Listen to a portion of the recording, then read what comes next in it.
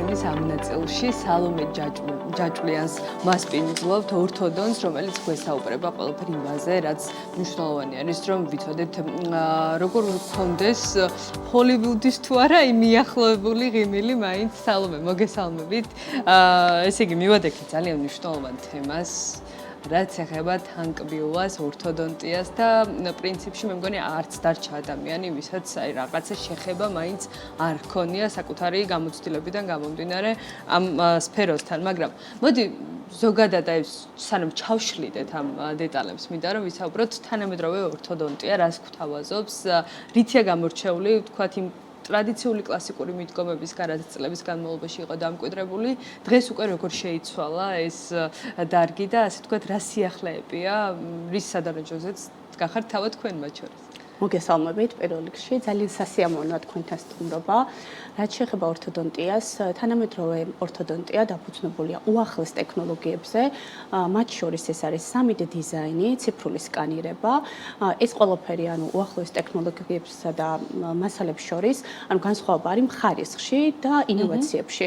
როდესაც კონსტრუქციები არის ბევრად უფრო ესთეტიური და გამართული, პაციენტისთვისაც ბევრად უფრო კომფორტულია. ასევე, როდესაც გვაქვს ესთეტიურობა, პაციენტებს ამ ყველაფრის ტარება არ უჭირთ, ამიტომ ხანმოკლე არის მკურნალობაც, პაციენტებიც უფრო მეტი მზაობით არიან და შედეგიც რა თქმა უნდა გარანტირებულია.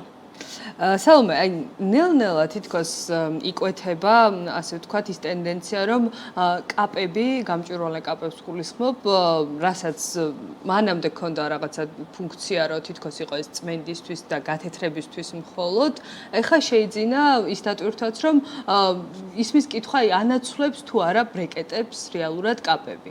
აი ესეც რომ განგვიმარტოთ, თუ მათ შორის ორივესთან არსებობა მკურნალობის პროცესში არის მნიშვნელოვანი და რა განსხვავება ამათ შორის? რეალურად რა თქმა უნდა ორივე ძალიან მნიშვნელოვანი კონსტრუქციაა, უბრალოდ კაპები არის ბევრად უფრო ესთეტიური, იმიტომ რომ ნებისმიერი პროფესიის ადამიანს შეუძლია ატაროს, რადგან არის გამჭვირვალე და თუ ბრეკეტებზე არ გვაქვს პაციენტებს მზაობა რომ ჩანს, კაპები შეგვიძლია ისევ ატაროთ, რომ ეს ყველაფერი იყოს შეუმჩნეველი და რეალურად არ იცოდნენ ადამიანებმა, რომ მკურნალობ ორთოდონტიულად. და ძალიან ბევრი ჰოლივუდის ვარსკვლავი, ქართველი სპორტსმენები, ასე შემდეგ მხატვრები, დიზაინერები, რომელთაც საზოგადოებასთან ჟურნალისტები უწევთ კომუნიკაცია, ირჩევენ ელაინერებით, ეგრეთ წოდებული ელაინერებით, ანუ გამჭვირვალე კაპებით მკურნალობას, რადგან არის უფრო ესთეტიური.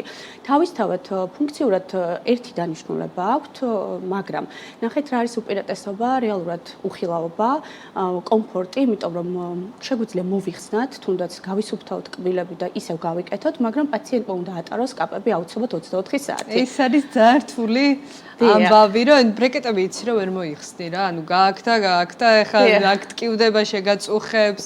აი ეს რამდენად შეიცვალა ცნობიერებაც მათ შორის პაციენტების, რომ აი არა, როგორც ბრეკეტი არის, რომ მუდმივია, ესეც უნდა ატაროთ ასე.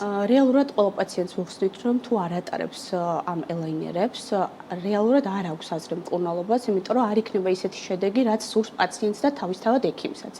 ამიტომ ვინც იკეთებს კაპებს, მე არ მქონია შემთხვევა, რომ არ ატარონ ელაინერები, იმიტომ რომ გააზრებულად იკეთებენ ამ ყველაფერს და არ მქონია ისეთი ფაქტი, რომ არ გამოეყენებინოთ პაციენტებს.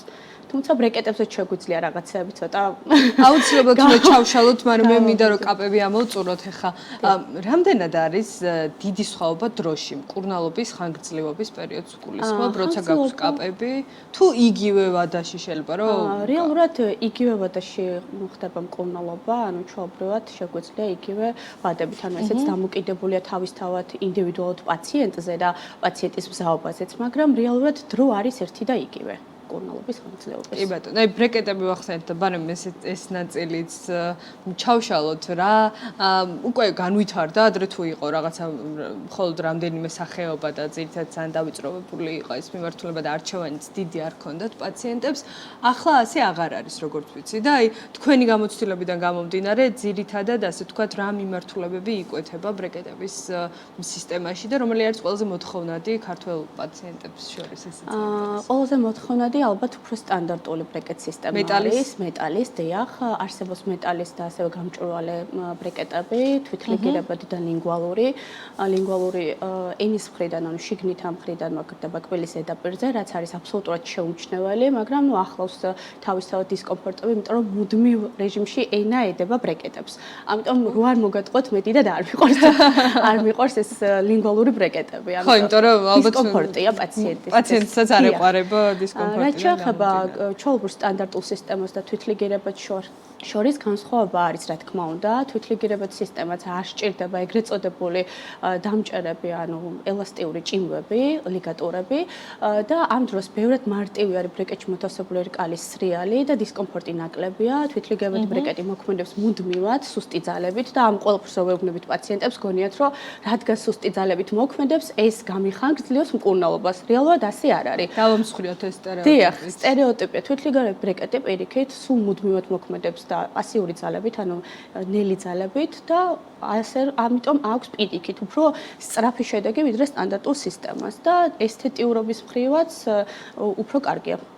კი ბატონო, სალომე, მაინც ეს ბრეკეტებს ვუკირკიტებ ისე, იმიტომ რომ მართლა ძალიან მნიშვნელოვანი არის.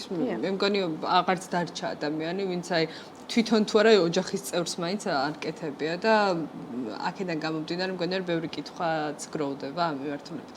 მათ შორის როგორი არის პოსტ ბრეკეტების კურნალობის პროცესი, როდესაც მოვიხსნით ბრეკეტებს, რამდენად მნიშვნელოვანი არის აუცილებელიც თუ იგივე რეტეინერების ან კაპების შემდეგ ამ კურნალობის შენარჩუნება და რა ვადებზე არის საუბარი. ამ მიმართულებით. დიახ, რეალურად ორთოდონტია არ სრულდება მხოლოდ ბრეკეტების ტარებით. შემდგომი რეტენცია კიდევ უფრო მნიშვნელოვანია, იმიტომ რომ რაც არ უნდა კარგი შედეგი მივიღოთ ექიმაც და პაციენტმაც, თუ არ არის რეტენცია, ანუ პაციენტი არ იცავს რეკომენდაციებს, ყველაფერი რეალურად წყალში გვეყრება. ამიტომ ძალიან მნიშვნელოვანია, რომ გავითვალისწინოთ რეტენციის პერიოდი, რა რეკომენდაციებსაც მოგცემს ექიმი გავითვალისწინოთ, ზოგჯერ ფიქსირებული რეტეინერი გჭირდება, ზოგჯერ კაპა, ეს უკვე ინდივიდუალურად ირჩევა პაციენტის кейსიდან, ანუ შემთხვევიდან გამომდინარე, ასაკიდან, ძვლის ტიპიდან და ასე შემდეგ, ანუ ყველაფერს ვითვალისწინე და რეალურად რეტენცია არის მუდმივი. არავინ არ მოგატყუათ, რომ რეტენცია არის რაღაც 6 თვიანი, 1 წლიანი რეტენცია გჭირდებათ მუდმივად პაციენტებს. და ამ ყველაფერს რეალურად და რა უნდა ვიცოდეთ, ვინც შეიძლება არ უნდა ვიცოდეთ ის, რომ ისეთივე ლამაზი ღიმილი ვერ გვექნება წლების შემდგომ, როგორიც გქონდა ბრეკეტის მოხსნის შემდეგ. თუ ეს არისო, არ მიეცა მუდმივი. თუ არ დავიცავთ ამ რეკომენდაციებს, აუცილებლად აგვერევა კბილები და დაანკროვა მთლიანად. ცოტა დრო გვაქვს და მინდა რომ ბევრი თემა დავფაროთ ამასობაში. ვითარდება ეს სფერო ცალსახად, იმიტომ რომ მათ შორის აი თქვენც აღნიშნეთ, რომ ეს ასე ვთქვათ არჩევანის შესაძლებლობა ძალიან გაუფართოვდა და თვალსაჩინოებს პაციენტებს და ბევრი სხვადასხვა ნიუანსია, უკვე მისი გათვალისწინებაც მათ შორის არის ძალიან მნიშვნელოვანი. აუცილებლად უნდა გკითხოთ, აი 21 საუკუნეში ვართ, AI-ის ეპოქაში და ციფრული ტექნოლოგიები რამდენად პრესიერად ინერგება ამ დარგშიც და რა როლს ასრულებს ზოგადად, რა გაუმჯობესებულ გამოცდილებაზეა საუბარი უკვე პაციენტის გადმოსახედიდან. ციფრული ტექნოლოგიები ძალიან მნიშვნელოვანია, რადგან რეალურად პაციენტი ხედავს ყველაფერს თავის შესახებ, ანუ ახსნის დროსაც ბევრად მნიშვნელოვანია და სიზუსტე რაც მთავარია. იმიტომ რომ როდესაც ხდება ციფრული სკანირება, თუნდაც 3D მოდელების შექმნა, პაციენტს შეუძლია ყველაფერი თვითონვე ნახოს თვალნათლივ და ასევე რეალურად შედეგზეც აისახება ეს ყველაფერი, იმიტომ რომ არის ზუსტი და თანამედროვე თავისთავადვე. ბევრად კომფორტულიც, იმიტომ რომ უხილავობა ნიშნავს იდეაში კომფორტს. ნამდვილად ხო. და პრინციპში დიაგნოსტიკაც ზეც მინდა რომ ვისაუბროთ აუცილებლად ვადები აქაც რამდენად მნიშვნელოვანია რომ დავიცვათ საწყის ეტაპზევე, როდესაც რაღაცა პრობლემას დავაიდენტიფიცირებთ. დიახ, ძალიან მნიშვნელოვანია ბავშვთა ასაკში მოხდეს კონსულტაცია ორთოდონტთან.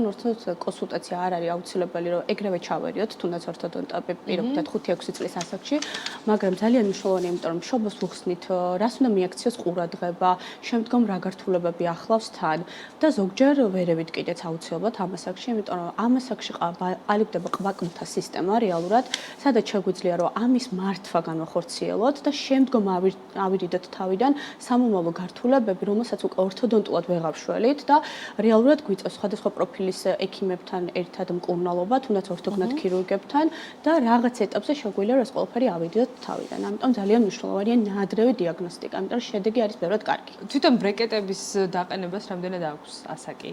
რა ჩარჩოებში ჯდება ეს ყველაფერი? იცით რა, რეალურად დამოკიდებული არის ფესვის ჩამოყალიბებაზე.